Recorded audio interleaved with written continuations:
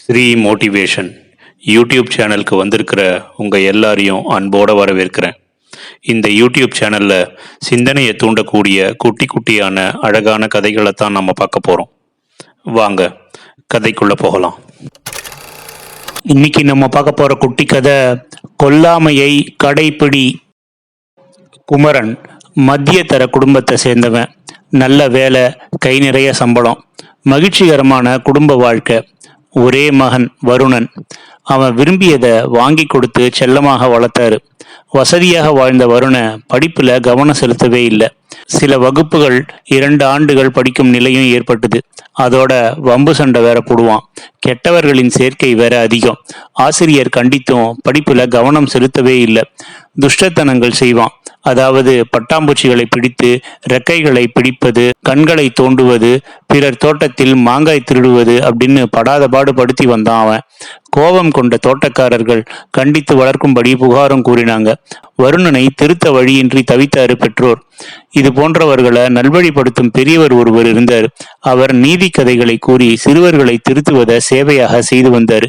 அவரை சந்தித்த குமரன் மகன் வருணனை திருத்த கேட்டுக்கொண்டாரு. உங்க மகனை தினமும் காலை மாலை 1 மணி நேரம் என் வீட்டுக்கு அனுப்புங்க. மற்ற சிறுவர்களோடு விளையாடி நல்வழியில் நடப்பான், கவலைப்படாதீங்க அப்படின்னு சொன்னாரு அந்த பெரியவர். வருணனுக்கு கதை கேட்பதென்றால் ரொம்பவே பிடிக்கும். இரவுல தூங்கும் முன் கதை கூறும்படி அம்மாவை வற்புறுத்துவான்.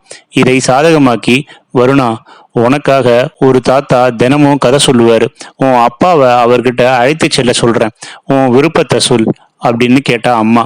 மகிழ்ச்சியில குதித்த வருணனை பெரியவர்களிடம் அழைத்து சென்றாங்க பெற்றோர்கள்.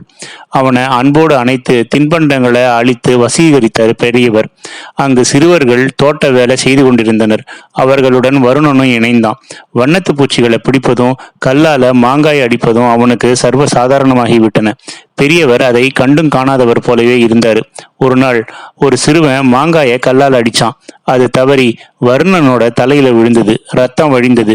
கோபமடைந்த வருண அந்த சிறுவனை தாக்கினான். சமாதானப்படுத்திய பெரியவர், தம்பி, மாங்காயில் அடித்த கல் தவறி உன்மீது பட்டுவிட்டது. வேண்டுமென்றே அடிக்கவில்லையே.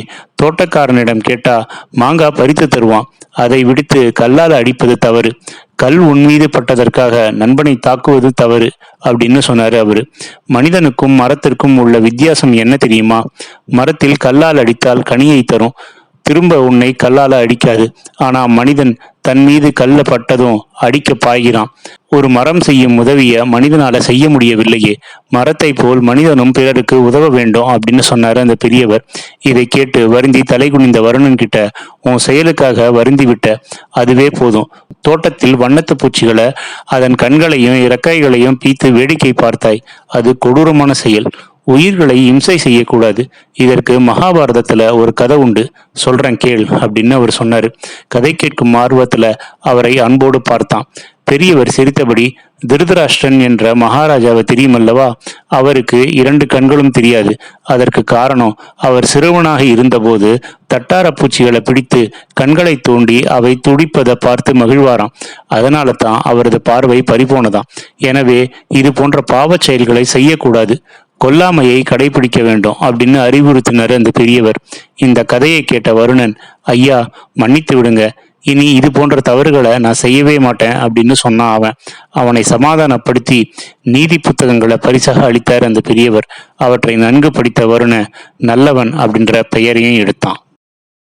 இந்த குட்டி கதை உங்களுக்கு பிடிச்சிருக்கும்னு நினைக்கிறேன்.